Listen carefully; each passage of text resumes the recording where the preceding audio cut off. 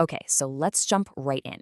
This past week was, well, it was a wild ride for the markets. You had a pressure campaign on the Federal Reserve, a sudden trade standoff over Greenland, of all places, and a massive shock in the semiconductor world. Now, on the surface, these look like three totally separate crises, right?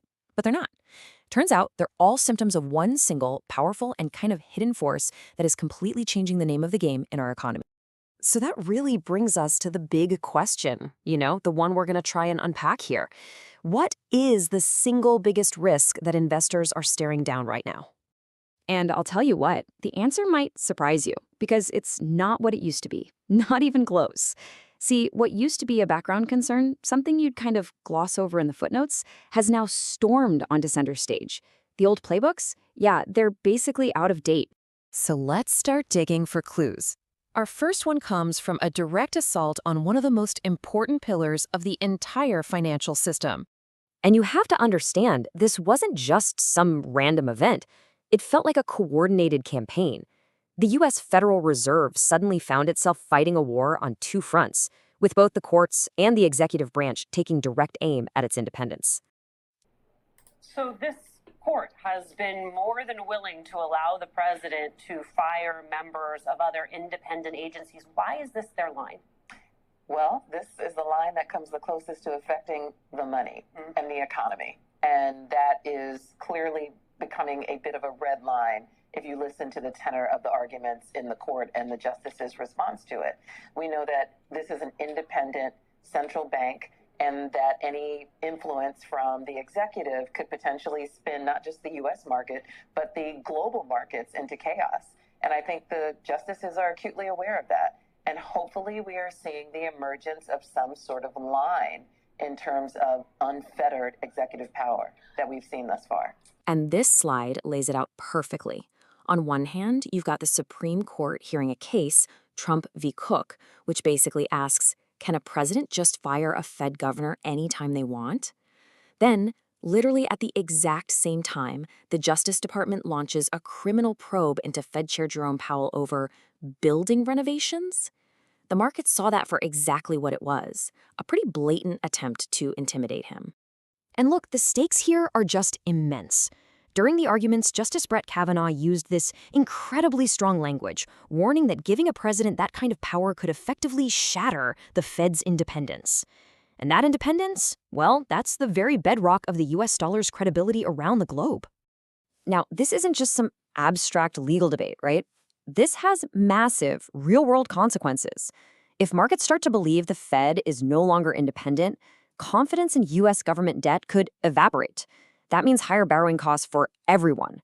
It could put pressure on the dollar and send global investors running for the hills. So here's the crucial point. The market is suddenly being forced to put a price tag on the risk of political meddling.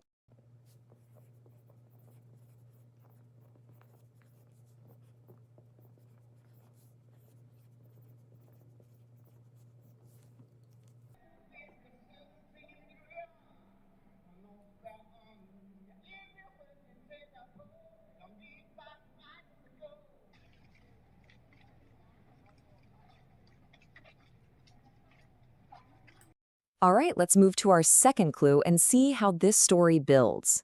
We're shifting from that institutional threat to a sudden, jarring geopolitical flare-up that seemed to come completely out of nowhere.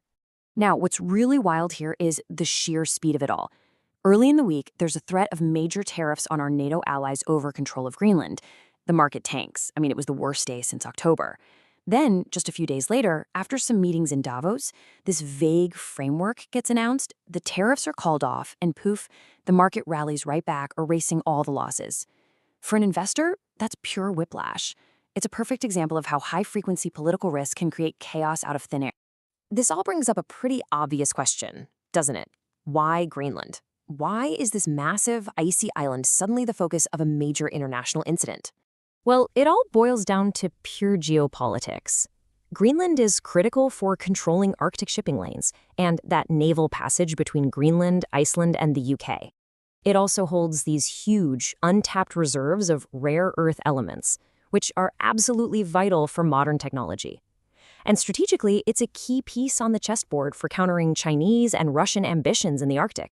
All right, that brings us to our third and final clue. And for this one, we're diving into the high-stakes battle for dominance in the semiconductor industry. 17%. That's how much Intel's stock plunged in a single day this week.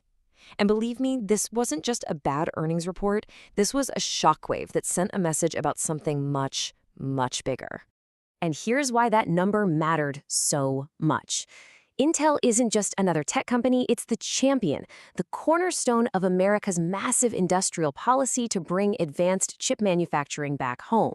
So when they admit they're having major problems, it casts a shadow over the entire strategy.